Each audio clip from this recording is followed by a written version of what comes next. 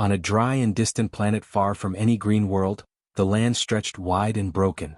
The ground was cracked into endless lines as if the planet itself had once been full of water and then slowly forgotten what it felt like to be alive.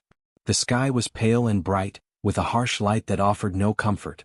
Wind moved dust across the plains, but it carried no coolness, only heat and dryness. This planet was not empty, though many believed it was. Near the edge of the cracked plains lived an alien girl named Mira. She was young, but her life had already been shaped by survival. She lived close to the ground in low shelters made from stone and hardened soil. These shelters were not meant to last forever, only to protect against the sun and wind. Mira had learned early that nothing on her world stayed the same for long. Water was rare. Every drop mattered. Mira's days were simple but heavy with responsibility. She did not live alone by choice. She lived there because her duty kept her there. Around her moved several small living creatures, fragile and strange to any outsider. They had thin bodies, soft skin, and slow movements. Their eyes were large and their breaths were shallow. They were born on this planet, but even here, survival was hard for them. These creatures depended on Mira. They could not travel far. They could not search for water on their own. Their bodies weakened quickly in the heat. Without care, they would fade quietly into the dust, leaving no sign they had ever lived. Mira understood this better than anyone. She woke each cycle before the sun rose high.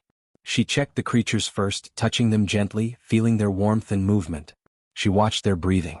When she saw them stir, she felt relief. When they were slow, fear tightened in her chest. Mira carried water in small containers made from hardened plant fibers. The water inside was precious. She measured it carefully, never wasting a drop. She gave just enough to each creature to keep them alive. Then she took only a small amount for herself. Hunger was easier to endure than thirst. Mira had grown used to that truth. She remembered a time when more of her people lived nearby. Long ago there had been shared shelters, shared care, shared hope. But the land had grown harsher, and many had left in search of better places. Others had not survived the journey. Mira stayed because she could not leave the creatures behind. They were her responsibility. She spoke to them softly, even though she was not sure they understood words. She believed they understood care. She believed they felt safety when she was near. Beyond the plains, machines sometimes appeared in the sky. Large metal shapes passed overhead, casting brief shadows on the ground. Mira had learned that these machines belonged to visitors. Some came to take resources. Some came to study the planet. Few stayed long. Most ignored her. They saw the planet as empty. They saw only cracked ground and dry air. They did not see the fragile life that still fought to exist. One cycle, the sound of engines came closer than usual. Mira looked up and shielded her eyes from the light. A human exploration ship descended toward the plains, its shape smooth and controlled. Dust rose as it landed, spreading across the ground. Mira stepped back slightly, instinct guiding her to protect the creatures. Humans were not new to the stars, but they were new to this part of the planet. The ship settled and the engines quieted. A ramp lowered and several figures stepped out. They wore light protective suits and carried equipment designed to measure air, ground, and energy. They moved with purpose, speaking to one another in calm voices. Mira watched from a distance. She had learned caution. Among the humans was a man named Ethan Hale. He did not stand out at first. He was not the tallest or the loudest. His movements were slow and careful, as if he paid attention to where he stepped. He carried a pack on his back, secured tightly. Inside it was his water supply. Ethan had been trained to ration water carefully. On dry worlds, survival depended on planning.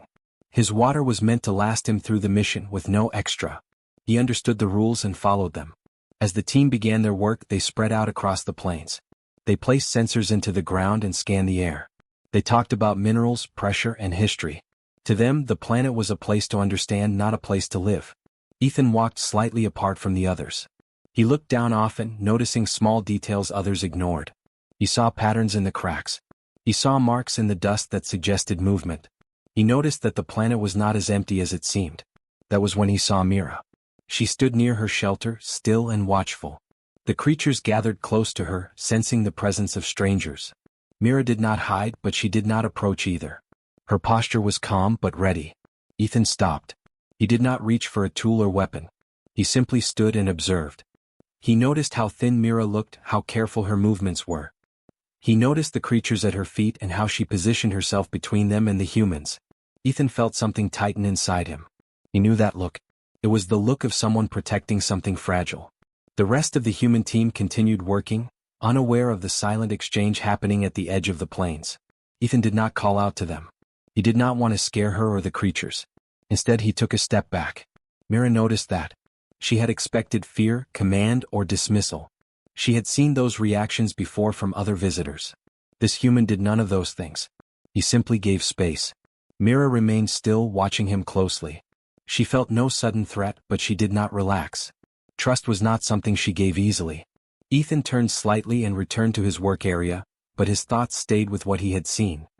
He glanced back once more before the distance grew between them. That single moment passed quietly, unnoticed by most. But it marked the beginning of a connection neither of them understood yet. The sun climbed higher and the heat grew stronger. Mira returned her attention to the creatures, offering them small amounts of water. She watched them drink weakly, their bodies trembling with effort. She wondered how much longer she could keep them alive. Not far away, Ethan checked his water supply. The container felt lighter than he liked. He calculated the days ahead, knowing there was no room for waste. Neither Mira nor Ethan spoke that cycle. Yet both were aware of each other now. On a planet where water was rare and life fragile, two paths had crossed quietly, without words, without promises. The future had begun to shift, even if no one realized it yet.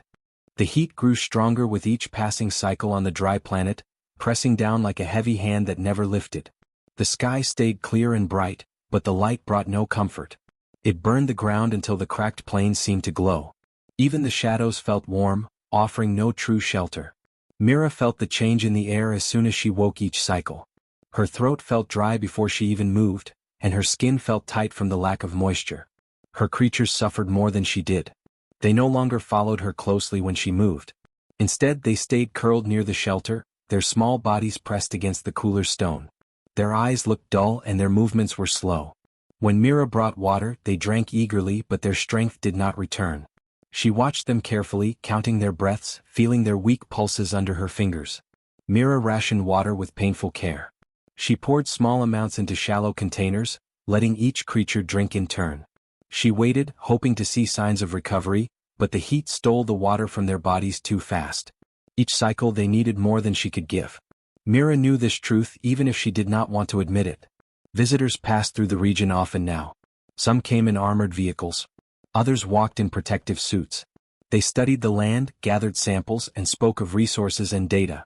When they noticed Mira and her creatures, their reactions were always the same. They slowed for a moment, watched from a distance, then moved on. Mira asked once. She approached a group carefully, her voice quiet and respectful. She explained that the creatures needed water. The leader of the group listened but shook his head. He spoke of limited supplies and long journeys ahead. He did not sound cruel. He sounded afraid. After that, Mira stopped asking. She saw how tightly others guarded their water. She saw how quickly hands moved to seal containers when she came near. Water meant life here and no one wanted to risk their own. Ethan noticed these moments. He saw Mira standing alone after each refusal, her posture steady but heavy with disappointment. He saw how she returned to her shelter without anger, without protest. She accepted the outcome because she had learned to expect it. Ethan felt uneasy watching this. He was part of the human exploration team, tasked with studying the planet's surface and climate. His work kept him busy, but his attention often drifted toward Mira's shelter. He noticed the way the creature's movements slowed over time. He noticed how Mira's face grew more tired each cycle. One afternoon, Ethan paused near his equipment and watched from afar. The heat shimmered between them, making the air dance. Mira knelt beside one of the creatures, lifting it gently. She pressed her forehead against its side for a brief moment, a quiet gesture of comfort. Then she offered it water. Ethan swallowed. He checked his own water supply later that cycle. He sat alone, away from the others, and opened his pack. The container felt lighter than he wanted it to. He tilted it slightly and listened to the soft sound inside. There was water left, but not much. Enough, maybe, if he stayed careful. Enough if nothing went wrong. Ethan knew the plan well. The team would remain on the planet for several more cycles before moving on. Water rations were calculated tightly. There was no extra. Giving up even a small amount could put him at risk. He understood that clearly. Still, he could not stop thinking about Mira's creatures. As the cycles passed, the heat grew worse. The ground seemed to crack further, splitting into sharp lines. The air felt thicker, harder to breathe. Mira's creatures barely moved now. They lay close together, conserving energy. When Mira touched them, she felt how thin they had become. She began to skip her own water portions. She told herself she was strong enough to last. She told herself that her thirst did not matter as much. But each cycle she felt weaker. Her steps slowed. Her head ached. Still, she did not stop caring for them. Ethan noticed her weakness too. He saw how she leaned against the shelter wall when she thought no one was watching. He saw how she paused to steady herself before lifting the water container. He saw the cost of her choices written in every movement. Other visitors continued to refuse help. Some did not even slow down anymore. They had learned to look away. The problem was easier to ignore when they did not see it directly. Ethan found this harder to do. He spoke to his team once, carefully mentioning the creatures and the water shortage. The response was quiet but firm. Supplies were limited. The mission came first. Helping others was not part of the plan. Ethan did not argue. He understood their reasoning even if it felt wrong. That night, he lay awake listening to the wind scrape across the plains. His mouth felt dry. He took a small sip of water and forced himself to stop there. He stared at the ceiling of his shelter, thinking. Across the plains, Mira sat awake as well. One of the creatures whimpered softly, a weak sound that barely carried. Mira stroked its side, whispering calming sounds. She felt helpless in a way she had not felt before. She had always found a way to survive. Now, survival felt out of reach. When morning came, the heat arrived early. Ethan stepped outside and saw Mira already awake, tending to the creatures. One of them did not rise at all. Mira's hands trembled as she touched it, and she closed her eyes for a long moment. Ethan felt a sharp pain in his chest. He looked at his water container again. He knew the truth now. His supply was barely enough for him to last. And it was nothing compared to what the creatures needed. The knowledge followed him as he stood there, watching Mira under the burning sky, knowing that every cycle of delay made the outcome worse. The planet remained silent, offering no mercy, as Ethan faced the growing weight of a choice he could no longer avoid. The moment one of the creatures collapsed, time seemed to slow around Mira. The small body gave a weak twitch and then fell still against the dry ground. Dust rose softly around it. Mira dropped to her knees at once, her hands shaking as she reached out. She pressed her fingers to its side, feeling for movement, for breath, for anything. There was almost nothing. The creature's skin felt hot and dry. Its eyes were half open but unfocused. Mira's throat tightened, and for a brief moment she could not breathe. She had seen sickness before. She had seen injury. But this was different. This was the slow loss that came when the world itself refused to give what was needed to live. She looked at the water container beside her. It was nearly empty. Mira poured the last few drops onto her fingers and let them touch the creature's mouth. The water vanished instantly, soaked into dry skin, doing almost nothing. The creature did not respond. A soft sound escaped Mira's chest, not quite a cry, not quite a word. Ethan saw everything. He had been walking toward the edge of the camp when he noticed Mira fall. At first, he thought she had stumbled. Then he saw her posture, the way her shoulders curled inward. He broke into a run without thinking. Other team members noticed too. A few stopped what they were doing and turned to watch. They did not move closer. They had learned to keep distance from problems they could not fix. Ethan reached Mira's shelter and slowed, unsure if he should approach. He stood a few steps away, watching her hands tremble as she held the collapsed creature. "It's dying," Mira said quietly. Her voice was flat, drained of emotion, as if she had already passed the point where tears helped. Ethan felt his chest tighten. He knelt slowly, careful not to startle her. He looked at the creature and saw the truth at once. He had seen dehydration before in harsh places. This was severe. "How long has it been like this?" he asked. Mira shook her head. "It grew weak last cycle. I hoped," she stopped. Hope felt foolish now. Ethan glanced at the other creatures nearby. They barely moved. Their breathing was shallow. Their bodies pressed together for comfort. He did not need to think long. Ethan reached back and unclipped his water pack. The sound of the seal breaking was soft but clear. Mira looked up at him, confusion crossing her face. "What are you doing?" she asked. Ethan did not answer right away. He pulled the pack free and held it in both hands. It felt lighter than ever. He knew exactly how much was left inside. All of it. He placed the pack gently beside Mira. "For them," he said. Mira stared at it, then at him. Her eyes widened slightly. "That is yours." "Yes," Ethan said simply. "You will need it," she said. "So do they." Mira shook her head at once. "No. You cannot." "You will." Ethan cut her off gently. "I know." He opened the pack and tilted it carefully, letting water flow into a shallow container. The sound was small but powerful. The clear liquid caught the light as it poured, precious and rare. Mira froze. Around them, others began to react. A murmur spread through the camp. A few workers stepped closer, drawn by the sight they never expected to see. A human giving away water on a dry world was unheard of. Giving away all of it was unthinkable. "Is he serious?" someone whispered. "He'll die," another voice said. Ethan ignored them. He focused on Mira and the creatures. He dipped his fingers into the water and gently touched the collapsed creature's mouth again. This time he waited. He did not rush. He watched closely. The creature's mouth moved. Just slightly. Mira gasped. Together, they guided small amounts of water into the creature. Slowly, carefully. Too much at once could cause harm. Ethan knew that. He measured each movement with care. The creature swallowed. It was weak, but it was alive.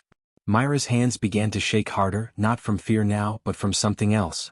Relief, maybe. Gratitude she did not yet know how to express. They moved to the next creature. Then the next. Ethan poured water again and again until the container was empty. He refilled it from the pack, watching the level drop with each pour.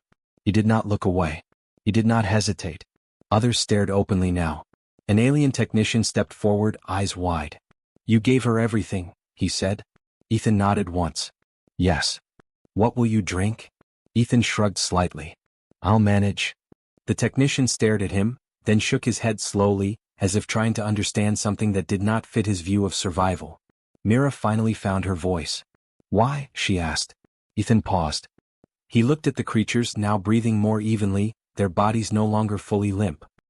He looked at Mira, her face lined with exhaustion and fear held in check by pride. "Because I could," he said. "That is not enough," Mira said softly. Ethan considered that. Maybe not. But it's true. He did not speak of sacrifice. He did not speak of bravery. He did not speak of being human. To him, this choice felt simple even if the outcome was not. When the water pack was empty, Ethan sealed it and set it aside. The container lay dry. The creatures were still alive. Mira sat back on her heels, breathing slowly, as if afraid that sudden movement might undo what had been done. She looked at Ethan again, really looked at him this time. "You understand what you gave up," she said. "Yes," Ethan replied. "You may not survive the heat." "I know." Mira closed her eyes for a moment. When she opened them, they were bright but steady. "Then you should not have done this." Ethan smiled faintly. "If I didn't, I wouldn't survive that either." She did not understand at first. Then she did. Around them, silence had fallen. No one laughed. No one mocked. No one argued. They simply watched, faced with an act that made their careful calculations feel small. One of the alien leaders stepped closer. "This was not ordered," he said. "No," Ethan agreed. "It puts the mission at risk." "Possibly." The leader studied Ethan. "You are willing to die for animals that are not your own." Ethan shook his head. "I'm willing to live knowing I did what I could."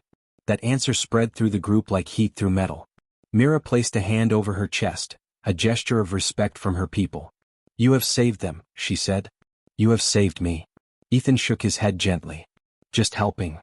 But Mira knew better. As the cycle wore on, the heat did not ease. Ethan felt his mouth grow dry. His head began to ache. He did not mention it. He stayed near the shelter, helping Mira shade the creatures, adjusting stones to block the worst of the sun. Others began to bring small comforts. A strip of shade cloth. A cooling fan. No one brought water. They still could not bring themselves to give that up. But something had shifted. They watched Ethan closely. They saw him move slower as the hours passed. They saw the cost of his choice written on his body. And still they saw no regret in his eyes. As the sun dipped low, the creatures slept peacefully for the first time in many cycles. Mira sat beside them, keeping watch. Ethan sat nearby, leaning against a rock, breathing carefully. "You should rest," Mira said. "So should you." She nodded. "I will. But first," she turned to face him fully. "I trusted no one before today." Ethan listened quietly. "You trusted us," she continued, "even when we refused you. And when it mattered most, you." The creatures did not rise all at once. Recovery came slowly, in small signs that Mira noticed before anyone else. A twitch of a tail. A deeper breath. A faint sound where there had been only silence. She stayed beside them through the long hours, watching, listening, afraid to hope too quickly. As the cooler night air settled over the plains, the creatures shifted closer together. Their bodies no longer lay stiff and still. One lifted its head weakly and rested it against another. Mira felt her chest tighten as she saw movement return to limbs that had seemed lost. They were alive. Not strong. Not safe. But alive. Mira pressed her hands together, closing her eyes for a moment. Her people did not pray in the way some species did, but they believed in recognition. In honoring moments that changed the path forward. This was such a moment. She looked at Ethan. He sat against a rock a short distance away, shoulders slumped, breathing slow and careful. His skin looked pale under the dim light. His lips were dry, cracked at the edges. He did not complain. He did not ask for help. He simply stayed awake, watching the horizon as if keeping guard. Mira stood and walked toward him. "You should lie down," she said. Ethan shook his head gently. "I'm fine." She knew he was not. She had lived her whole life reading signs of weakness, signs of strain. Ethan showed all of them. But he showed something else as well. "Come. Acceptance." "You gave them your water?" she said quietly. "Yes." "All of it?" "Yes." Mira searched his face. "You knew what that meant." "I did." "Then why are you not afraid?" Ethan thought for a moment.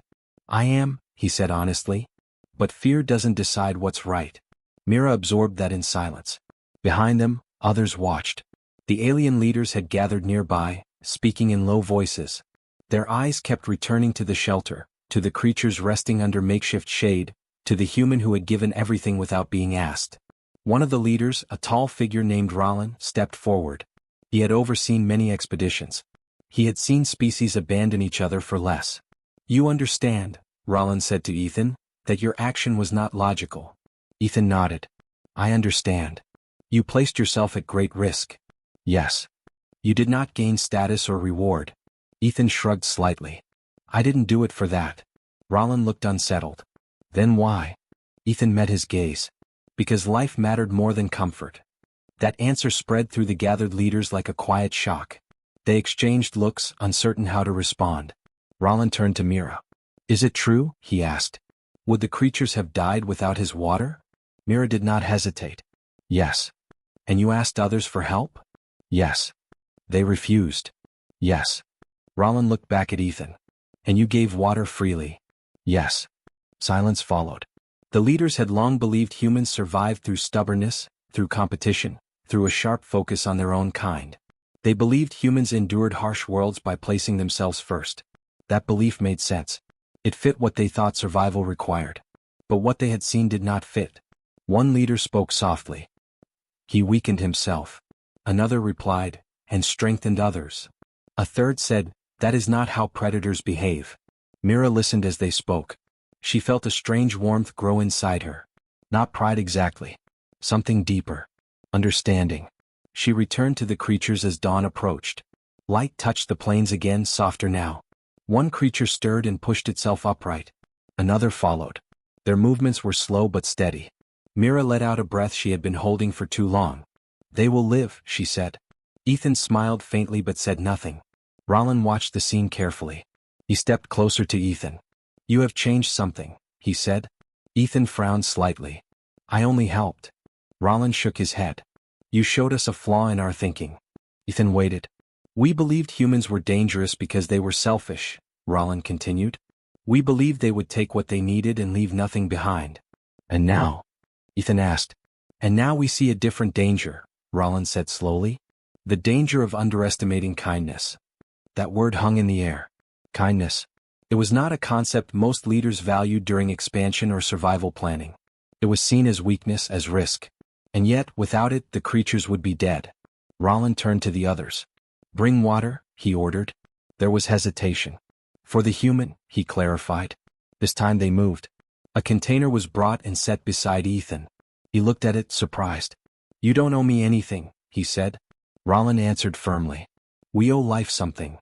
Mira watched as Ethan drank slowly, carefully. Relief eased her chest. As the sun rose higher, workers returned to their tasks. But the camp felt different. Conversations were quieter. Eyes lingered longer on small lives, on small choices. The creatures moved more freely now, exploring their space, testing their strength. Mira followed them, her steps lighter than they had been in many cycles. She paused and looked back at Ethan. "You chose them over yourself," she said. Ethan shook his head. "I chose life." Mira nodded. That is what makes it rare. Word spread quickly. Not through announcements or reports, but through observation. Through stories told quietly between crews. A human had given his last water. A human had nearly collapsed for creatures not his own. The image stayed with them. Leaders began to rethink safety plans. Resource-sharing protocols were reviewed. Human advisors were invited into discussions they had never been part of before. Ethan did not attend those meetings. He rested. He recovered slowly. Mira visited him often. They spoke little. Words were not needed. Understanding sat between them like shared ground. One cycle later, the creatures followed Mira freely, healthy enough to roam. They no longer huddled in fear. Mira watched them and smiled. She had always believed survival meant guarding what little you had. Now she knew it could also mean letting go. The alien leaders watched the planes from above, considering reports and data. But none of it mattered as much as what they had seen with their own eyes. A human had given up safety for strangers. That single act shifted their view of an entire species. Humans were not just survivors. They were protectors. And that changed everything. Ethan was found just after dawn, when the thin light reached across the dry plain and touched the rocks with soft color. His team had been searching since nightfall, worried when he did not answer calls. They followed signs in the dust, slow steps, dragged feet, the mark of someone pushing forward without strength left. They found him sitting against a low ridge, eyes closed, breathing shallow but steady. His water pack lay empty beside him. For a moment, fear struck them hard. Then Ethan opened his eyes. He was alive. Relief spread quickly. One of the team knelt and offered water at once. Ethan drank slowly, careful not to rush. His hands shook, but his grip was steady enough. He did not ask questions. He did not explain.